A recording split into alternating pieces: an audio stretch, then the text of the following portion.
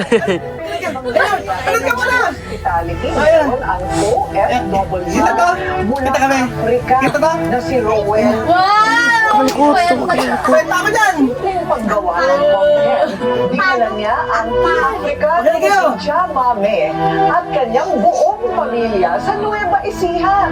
Binigyan pa niya ng tirahan for free. O diba, iba talaga magmahal ang pusong Pinoy. Ah, si Rain! Isa na yata ang pamilya nito sa pinaka-pinakaon ng mga netizens ngayon. Paano ba naman? Ulitan, reality show, pagana, walang halong script at aktingan dahil lahat ng video nila legit na totoong nangyayari. Sila ang pamilya ng mga Afrikano na dito na ngayon sa Pilipinas naninirahan. Kung bakit at paano sila nakarating dito sa Pilipinas, abay, dahil ito sa kabutihang loob ng isang Pinoy. Taon-taon, mahigit 2 milyong Pilipino ang umaalis ng bansa para magtrabaho at hanapin ang magandang kapalaran sa abroad bilang mga OFW. Kung marami man ang umaalis ng mga Pinoy dahil sa kawalan ng pag-asa, dito naman sa atin nakatagpo ng panibagong buhay ang pamilya ng Afrikanong si Tia Mame. Ito ay sa tulong ng ating kababayan si Rowell Francisco na taga San Isidro, Nueva Ecija. Magdadalawang Kwenta ba dyan?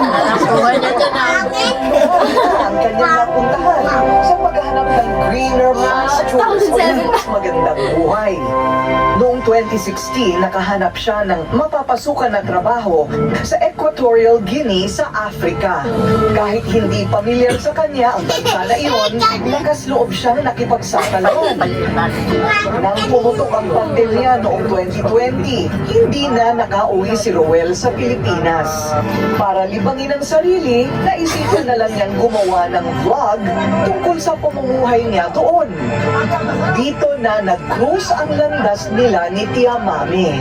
Ang time na ako nasa restaurant kumakain, yung isang anak niya na si Misma ay nagugutom at saka si Lia, yung kaibigan ni Misma. That time, pinakain ko sila sa resto na kinakainan namin kaysa bigyan ng pera. Bago sila kumain, nag-pray. Nag-pray yung mga bata. Na-amaze ako kasi mga Afrikana, biglang nag-pray bago kumain. Sa atin, hindi naman halos ginagawa ng mga bata yun. So, doon ako na-curious sa pamilyang to. Beverly! Ang babae na kanyang tinulungan ay si Misma. Isinama siya nito sa kanilang bahay hanggang sa nakilala ni Rowell ang kanyang ina na si Marie o si Tia Mame. Yun na pala ang simula ng kanilang magandang pagkakaibigan. Napalapit siya sa pamilya ng mga Afrikano. Mula noon, nagpabalik-balik na siya sa bahay ni Tia Mame. Itinuring sila ni Rowell na pangalawang pamilya. Nakita ng OFW ang kahirapan ng buhay ng kanyang mga bagong kaibigan.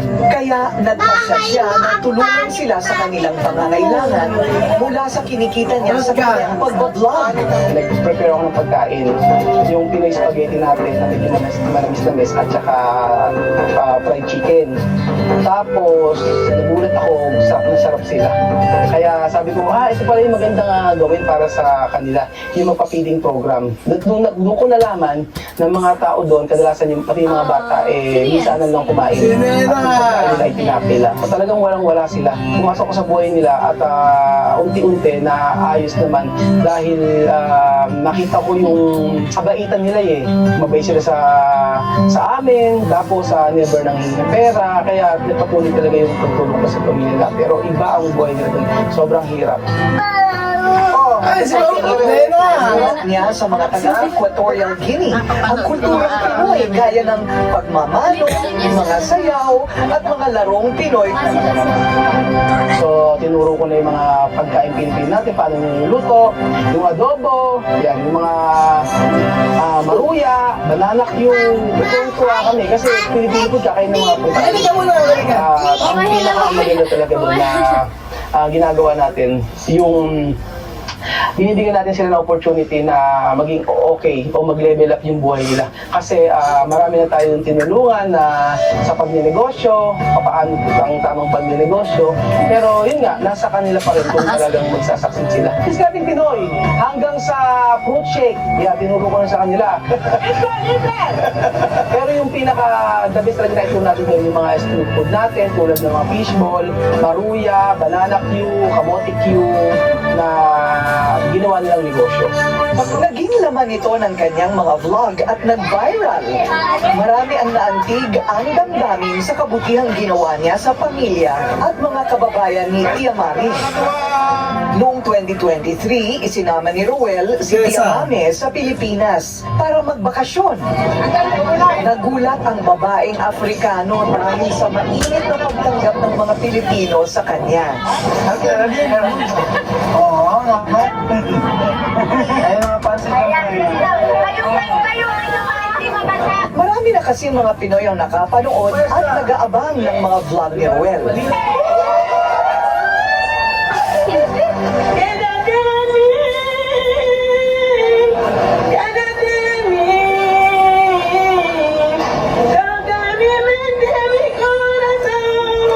Na pagpunta niya dito, ang sabi niya sa akin, never siyang na-discriminate. Kung ano yung pagkain namin, pagkain niya. Sandali lang ang naging bakasyon ni Ruel at Tia Mami sa Pilipinas. Agad din silang bumalik sa Afrika. Pagkalipas ng 1 taon, nakaipon ng pera si Ruel. Dito niya napagpasyahan na umuwi na ng tuluyan sa bansa noong 2024 para pagtuunan naman ang pansin ng dahil napamahal na sila sa isa't isa, nagpasya din si Tia Mami na sumama kay Ruel. Pabalik ng Pilipinas kasama ang kanyang mga anak. Alat pa ni Miss Pam. Ikinatuwa naman ito ni Ruel at hindi na nagdalawang isip pa. Alat pa nila, Mga bata na parang hindi kaya ng puso ko na mawalan sila ng magandang future. Kasi sobrang babait ng mga bata nito sa First akin. time yun Ako, sa sana aeroplano. na parang mga anak ko. Sabi ko, deserve ng pamilyang to na magkaroon ng magandang future, especially yung mga bata na to. Suportado naman ito ng pamilya ni Ruel. Kung payag ba ako, yun po yung Sinang. hindi naman po ako agad umuo. Kasi hirap na Di ba, di ba? ang dami nun eh kasi Nakabahan. Nakababa pa siya doon. Ay, niya sa akin na Ay, si Joseph ba yun? daw po niya, na i-provide kung ano yung kailangan ng mga bata kasi naawa nga daw po siya kasi yung mga bata Ay, di ba, di ba? kaya kasi wala daw. Bagay mo. So, wala naman po naging problema. Ako yun Ay, Sa ng airport, Ano ba, uli? konting aberya at napagkakampang nag-human trafficking si Ruel. Pagbaba pa lang namin ng aeroplano, may immigration officer na lumapit sa akin. Sabi sa akin, sino yung mga kasama mo na yan? Bakit kasama mo yan? Lahat, tinanong nila. Tapos, in-explain ko naman talaga. Sinabi ko yung totoo sa kanila. Ang sabi ko sa kanila, sila ay magbabakasyon dito sa Pilipinas. Mga kaibigan ko sila, nagbablog kami, ganyan. Nakita pa yung vlog ko. That time, natatandaan ko may isang immigration officer na lumapit sa akin. At sabi niya sa akin, Sir, good job sa mga ginagawa mo. Sabi niya sa akin. So, yun pala follower ko. Tapos sabi niya, okay na yan, palabasin niyo na. Tapos paglabas namin ng airport, yung mga tao, tuwan-tuwa. Kasi ang dami namin follower doon. Ang dami sumalubong sa amin. Punong-puno yung halos sa may baba ng airport. Tuwan-tuwa sila.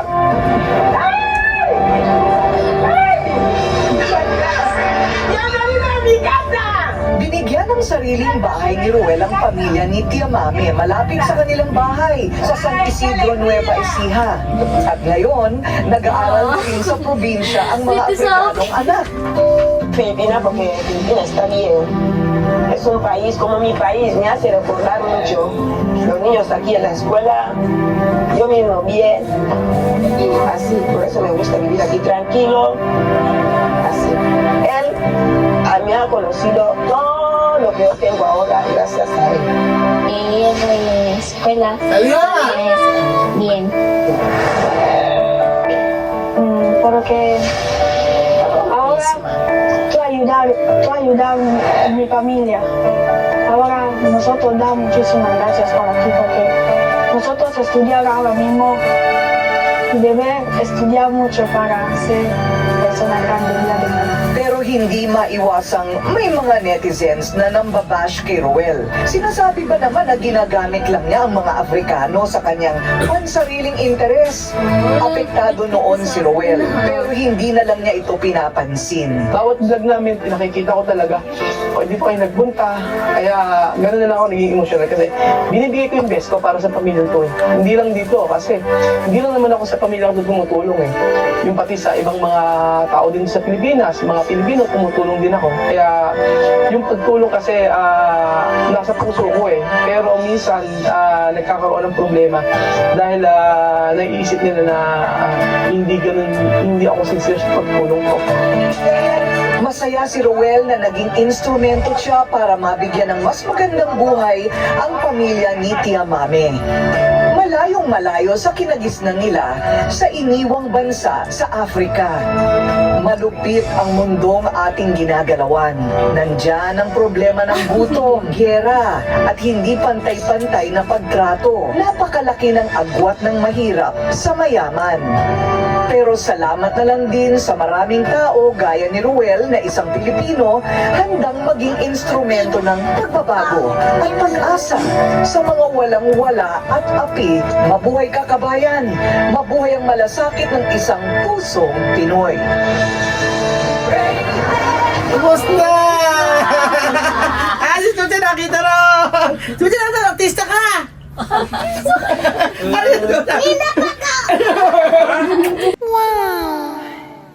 Ayun po mga amigo, napanood ko na po ang video at napanood na namin ang Rated Corina at ayun, nakakasad.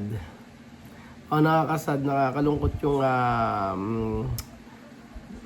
nararamdaman ko ngayon ay kalungkutan mga amigo.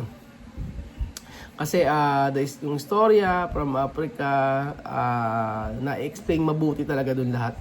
Na-explain yung buhay namin, kung ano nangyari, lahat hanggang ngayon.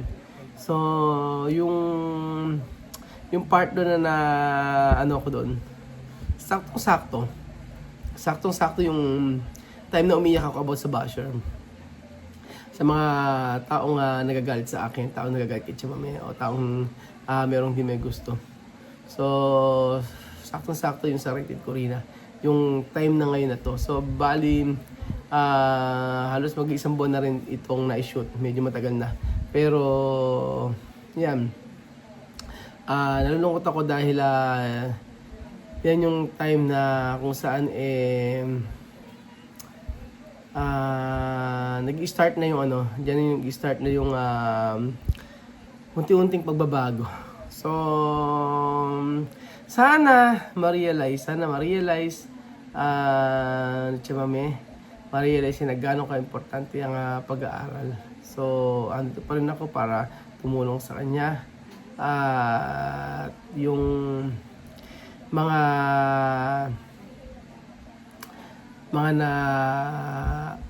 nasayang,